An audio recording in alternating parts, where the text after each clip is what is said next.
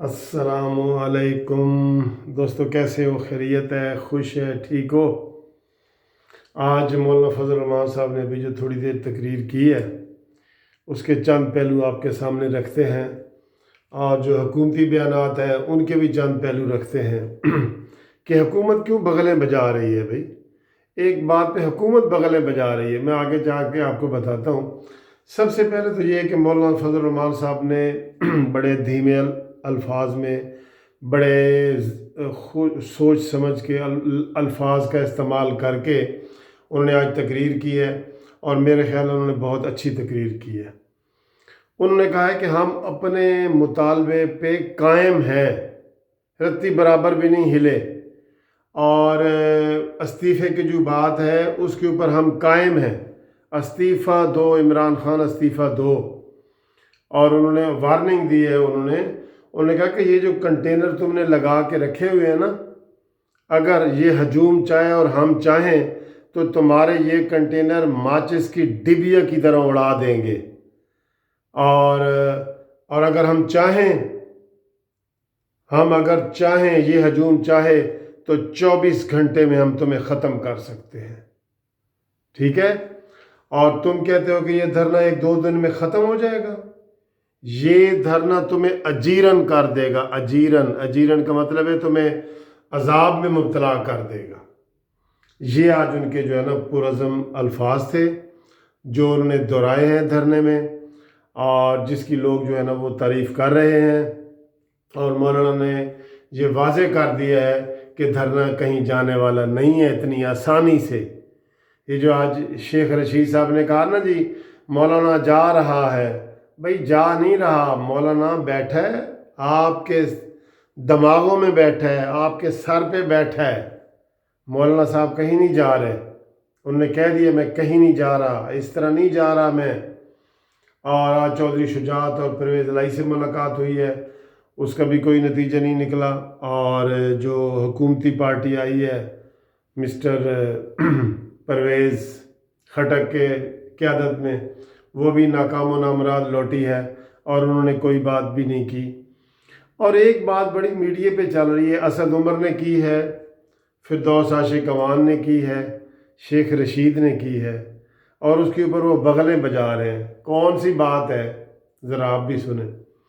وہ کہتے ہیں جی مولانا فضل الرحمن صاحب نے تو نون لیگ اور پیپلز پارٹی کو پیچھے کر دیا ہے، اور وہ صف اول کے لیڈر بن گئے ہیں، اور جن کے پاس 70 MLA کی سیٹیں ہیں وہ پیچھے چلے گئے ہیں۔ تو بھائی چلے گئے ہیں تو تمہیں کس بات کی خوشی ہو رہی ہے؟ تمہیں خوشی ہو رہی ہے چلے گئے، تو مولانا صاحب لیڈر بن گئے ہیں تو اچھی بات ہے، ہم بھی کہتے ہیں کہ مولانا صاحب لیڈر بنے، جو دلیر ہے وہ لیڈر بنے، جو آگے بڑھ کے آیا ہے، جس نے اپنی جان خطرے میں ڈالی ہے، ہتھیلی پہ جان رکھی ہے، جس طرح پہلے دن مولانا صاحب نے کہا تھا، تو وہ لیڈر بنتا ہے تو اچھی بات ہے۔ اور تمہیں اس سے کیا ہے؟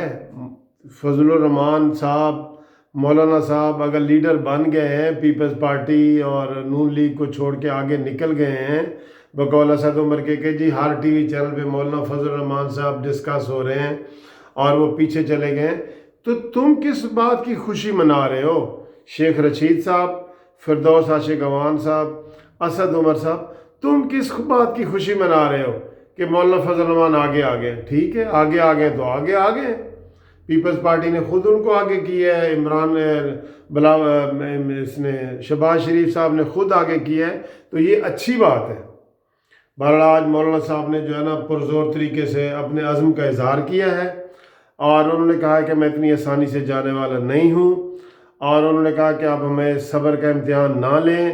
تو مولانا صاحب میں آپ کو یہ بتا دوں کہ یہ جتنے دن دھرنا آگے بڑھے گا نا، اتنا ہی حکومت میں ڈینٹ پڑے گا، اتنا ہی حکومت میں ڈینٹ پڑے گا، پڑتا جائے گا ڈینٹ، ایک ڈینٹ، ہر روز ایک نیا ڈینٹ پڑ رہا ہے۔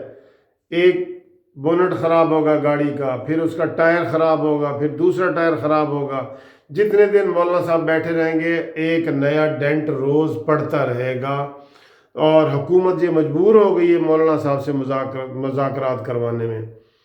اور آج تو ایک میڈیا چینل نے کہہ دیا ہے کہ جی مولانا صاحب کی سب سے پہلے جو مذاکرات ہوئے ہیں وہ قمر جاوید باجوہ صاحب سے ہوئے ہیں، جس کو انہوں نے بگ نو کر دیا، نو کر کے وہ انہوں نے یہ 31 کو جلوس نکالا ہے اور آئے ہیں دھرنا دینے کے لیے۔